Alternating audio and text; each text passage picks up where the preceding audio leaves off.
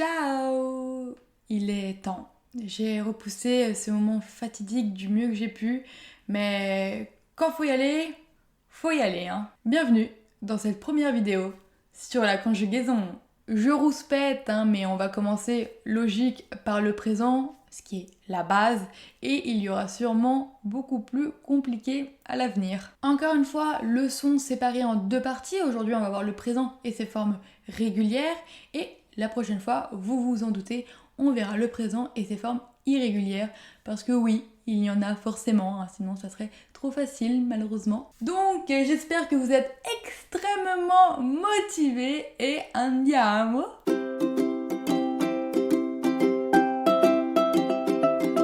Les verbes italiens sont classés en 3 groupes principaux selon leur terminaison à l'infinitif présent. Il y a les verbes en are, premier groupe, les verbes en ere, deuxième groupe, et les verbes en ire, troisième groupe, qui eux ont la particularité de se subdiviser encore en deux. Les verbes en are se terminent en o, i, a, iamo, ate, ano. Prenons l'exemple de parlare. Parlo, parli, parla, parliamo, parlate, parlano. Il y a aussi chiamare, cambiare, amare, arrivare, etc., etc. Il faut savoir qu'ils représentent la majorité des verbes et avec le moins d'irréguliers. Les verbes en ere se terminent en o, i, e, iamo, ete, ono. Exemple avec scrivere, scrivo, scrivi, scrive, scriviamo, scrivete, scrivono. Il y a aussi perdere, mettere, prendere, vedere, etc., etc. Les verbes en ire pour la première catégorie se terminent en o, i, e, iamo, ite, ono. Prenons l'exemple cette fois de dormire. Dormo, dormi, dorme, dormiamo, dormite, dormono. Il y a aussi offrire, aprire, sentire, servire, etc., etc.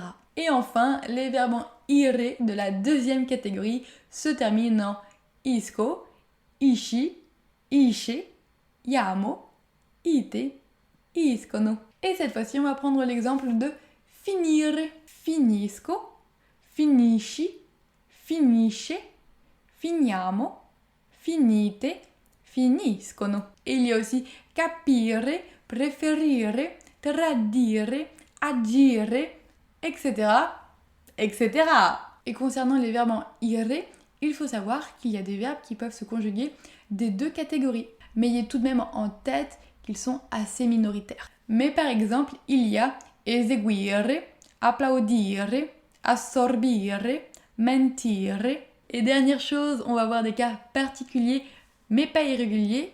Ne vous inquiétez pas, je n'en ai trouvé que 2. Il y a les verbes en care ou gare qui se voient ajouter un H à la deuxième personne du singulier et à la première personne du pluriel, c'est-à-dire devant les i, pour garder le son k ou g. Prenons les exemples de giocare et pregare. Gioco, giochi, gioca, giochiamo, giocate, giocano. Prego, preghi, prega, preghiamo, pregate, pregano. Il y a aussi navigare, pagare, cercare, mancare, etc.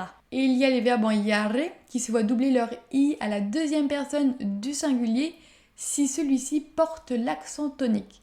Sinon, ils ne prennent qu'un seul i. Et par contre, à la première personne du pluriel, il n'y aura toujours qu'un seul i. Prenons l'exemple de spiare où le i à la deuxième personne du singulier porte l'accent tonique et studiare où ce n'est pas le cas.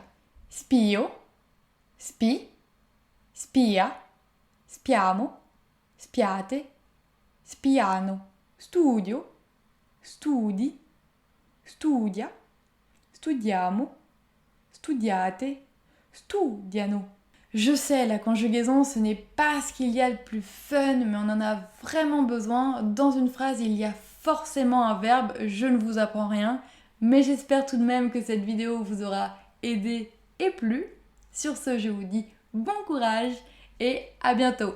Ciao!